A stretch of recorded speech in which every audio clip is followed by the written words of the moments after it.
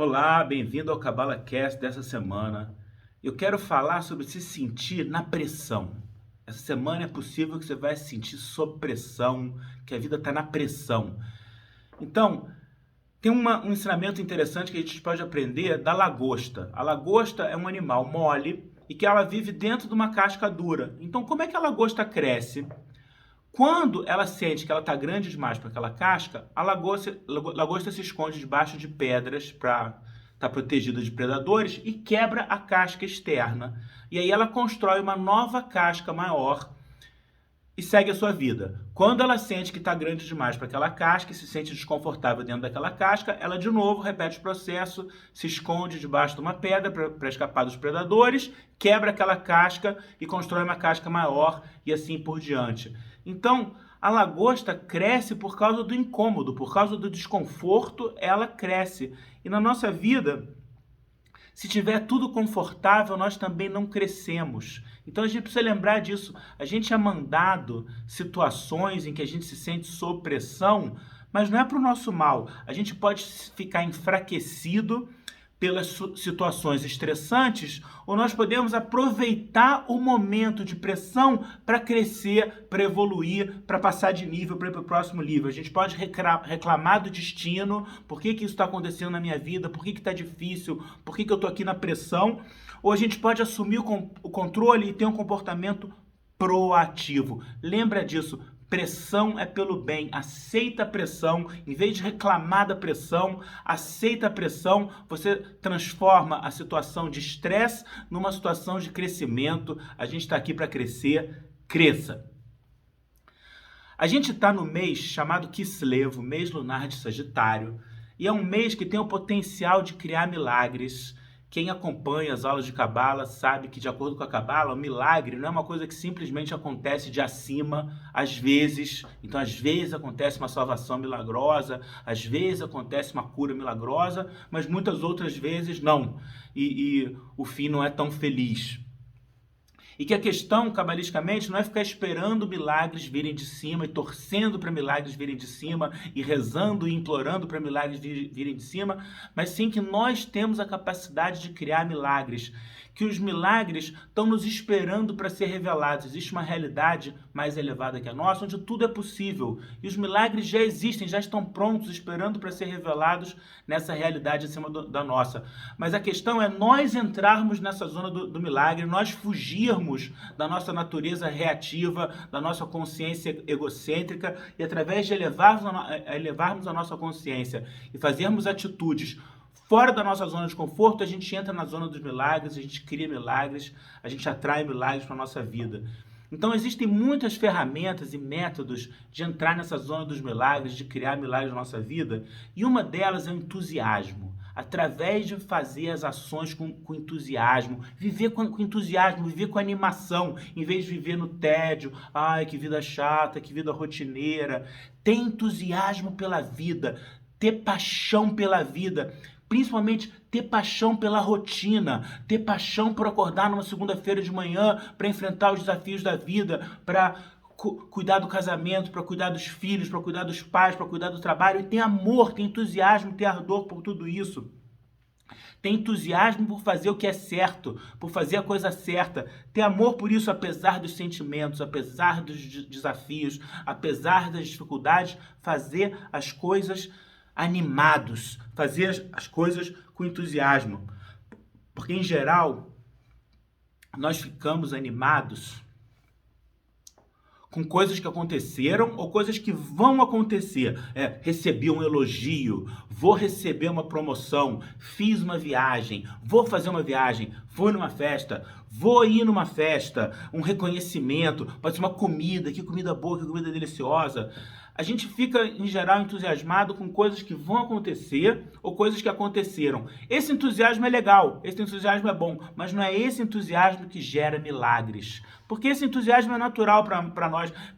Eu penso numa torcida, gol do meu time, aí a torcida, tá todo entusiasmado, todo mundo pulando. É bom esse entusiasmo, mas é totalmente natural. Foi gol do meu time e eu estou reativo a esse acontecimento, comemorando o gol do meu time. Mas em um segundo, se o outro time fizer gol, gol, aquele entusiasmo vira tristeza e o sentimento muda completamente.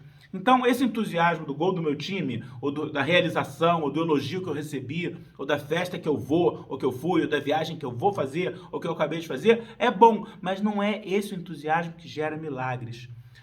O entusiasmo que verdadeiramente gera milagres é aquele que nós não sentimos o impacto imediato. É ter entusiasmo por coisas que nós não sentimos o impacto imediato. Ter entusiasmo de levar o teu filho na escola segunda-feira de manhã e entender, uau, que oportunidade que eu tô tendo. Era para isso que eu rezava lá quando eu era solteiro, antes de ter filhos. Um dia eu quero casar com a pessoa certa e ter filhos. Agora eu tô levando meu filho para a escola cedo numa segunda-feira. Essa é a hora de ter entusiasmo. Em vez, eu posso ficar reclamando e falando, ai, muito cedo, não queria estar fazendo isso. Eu posso falar, é hora de ter entusiasmo. Que coisa grandiosa que eu estou fazendo, que momento maravilhoso da minha vida. E aí, quando eu injeto entusiasmo nessas pequenas coisas rotineiras, isso cria milagres. Quando a gente não vê resultados, quando a gente não é hora, ganhei um prêmio, ganhei uma recompensa, ficou entusiasmado? Ok, mas é reativo. Quando eu não vejo o resultado, quando eu não ganho um prêmio, essa é a hora de injetar entusiasmo. Eu estou fazendo a coisa certa, eu não vi resultado ainda. Eu não vi o bônus entrando ainda. Injeta entusiasmo simplesmente por estar vivo. Simplesmente por entender que a luz está presente aqui agora. Ficar entusiasmado com o momento. Ficar entusiasmado com o que você tem aqui agora. É ter motivação no momento do teste. No momento do desafio, quando você consegue manter o entusiasmo, apesar dos desafios, apesar das coisas não estarem dando tão certo assim quanto você queria, apesar de você estar sob pressão, é nessa hora que você cresce. Então, uma ferramenta importante essa semana, injeta entusiasmo ao acordar de manhã, injeta entusiasmo no almoço simples de um dia qualquer. Não precisa ser o grande jantar no melhor restaurante. Injeta entusiasmo porque você tem a boca com dente, porque você tem comida na mesa. Injeta entusiasmo pelas coisas simples, isso cria milagres. Queria comentar uma coisa, um ensinamento interessante, que vem da porção da Torá e do Zohar dessa semana, que se chama Vayetze, e que é sobre o encontro das almas gêmeas, o encontro entre Jacó e Raquel. Então Jacó, o patriarca Jacó, conheceu Raquel e de imediato ele entendeu que ela era a alma gêmea dele, que eles tinham nascido um para o outro e que eles tinham que se casar, e ele pediu a mão dela em casamento para o pai dela, para o pai de Raquel. E o pai dela falou, mas o que você tem para me dar? E ele não tinha nada. Ele não tinha o dote, né? Era uma coisa necessária na época, ele não tinha nada para dar. Ele tinha, não importa a história agora, ele tinha saído de casa de mãos abanando, ele não tinha nada para dar. Aí o sogro falou, o futuro sogro falou, então trabalha para mim de graça por 7 anos, não de graça. Trabalha para mim por 7 anos, depois de 7 anos eu vou te dar a mão da minha filha Raquel em casamento. E Jacó concordou, e aí está escrito, e é isso que eu quero discutir, um versículo na Torá que diz que esses 7 anos passaram para ele como uns poucos dias por causa do amor que ele se sentia por ela. Então, por causa do amor que Jacó sentia por Raquel, passou rapidinho 7 anos. Passou rápido 7 anos.